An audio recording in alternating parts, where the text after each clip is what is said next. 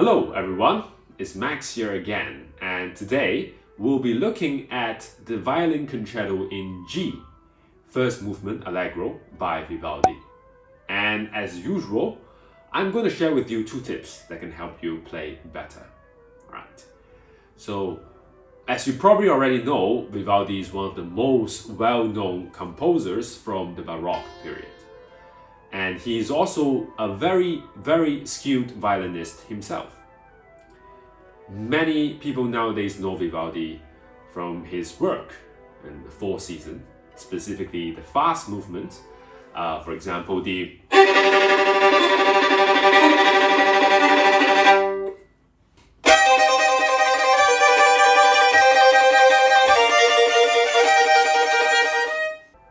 and these fast-paced energetic movements may lead you to having an image of a rock star when it comes to Vivaldi. But this can be a little bit off because in reality, Vivaldi was a priest and he even had a nickname called the Red Priest because he had red hair. Okay, so going back to the piece, this violin concerto belongs to some of Vivaldi's earlier work that happened before Four Seasons. And the concerto quickly gained popularity across Europe after its publication. This fast-paced movement that we are playing today has an interesting format where if you have a look back at the music, you'll see that some sessions are under the title tutti, where others are under the title solo. Right? So tutti means that instruments or different instruments are coming together. And solo means, of course, that the violin part is taking the solo bit. It is important to know this, and if you haven't, I encourage you to go back to have a look, because that would give you an idea about how you want to approach different parts in terms of creating different music, in terms of different dynamics. For example, for solo part, you want to really take the stage and come up a little bit more. Okay, so now let's go to the tips.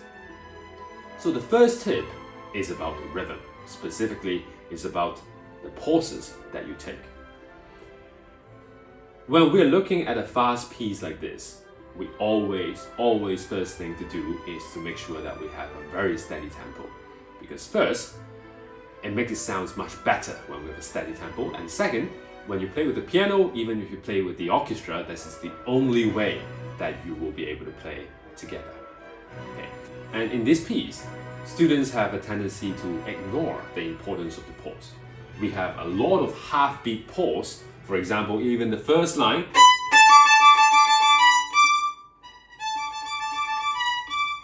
If you come in early, this is usually the time or the places where you miss the piano or whoever you're playing with.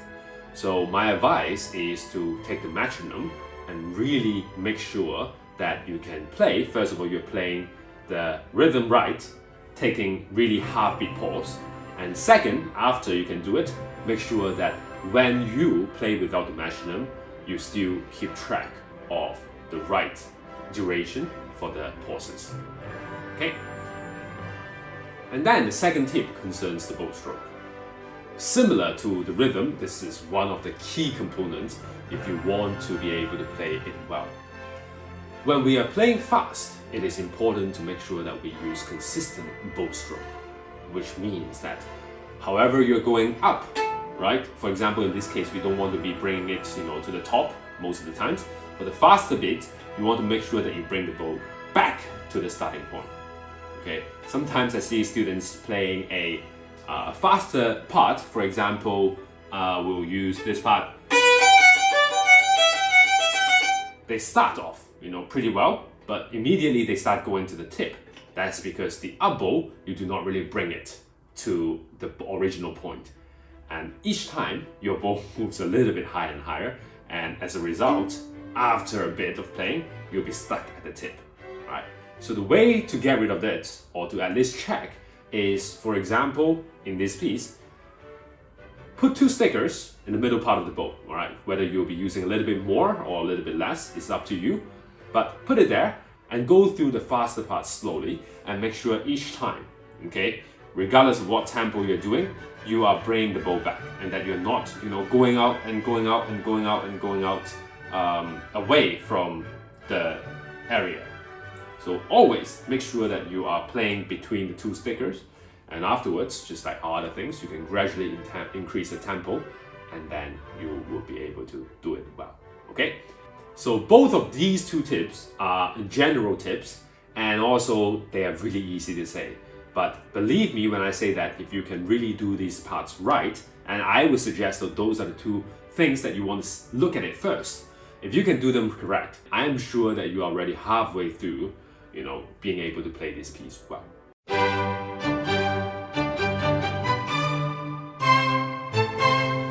A quick announcement here. First of all, a big thank you to everyone who has been watching the video, who has been leaving comments below, liking the videos. It really means a lot, and it really helps the channel grow. As the channel grows, recently I've been receiving more messages about whether I can talk about a specific piece, whether I can talk more or go more in depth about a piece. So as a result, I'm excited to let you know that I'll be posting another tutorial on this piece starting from today on my channel for purchase. One of the reasons is that I want to keep the YouTube video within a certain time frame. So I don't want to make it too long. I want to keep it into 2 tips. But really, previously with other pieces, there are times where I want to share more tips. I think some students out there will find them useful. So in this way, there is an additional option for parents or students out there that want to know more about a piece.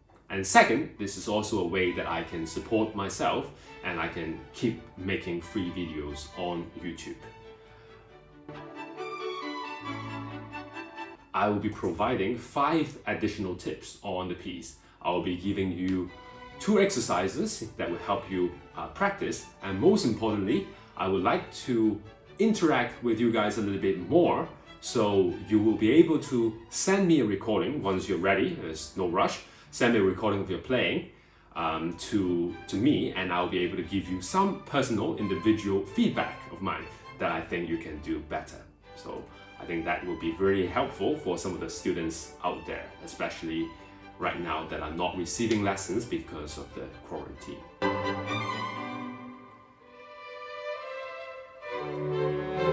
And as for the YouTube videos, there will be no changes whatsoever. I'm not taking any parts out of them, so you'll still be able to enjoy them for free. Alright, so I will put the link down in the description, the additional tutorial for this piece, and feel free to check it out. Alright, and one last time, a big thank you to everyone that has been watching, supporting this channel in any way possible. It really means a lot. As usual, if you find this video helpful, thumbs up, leave a comment below, and I will see you guys next time. Thank you.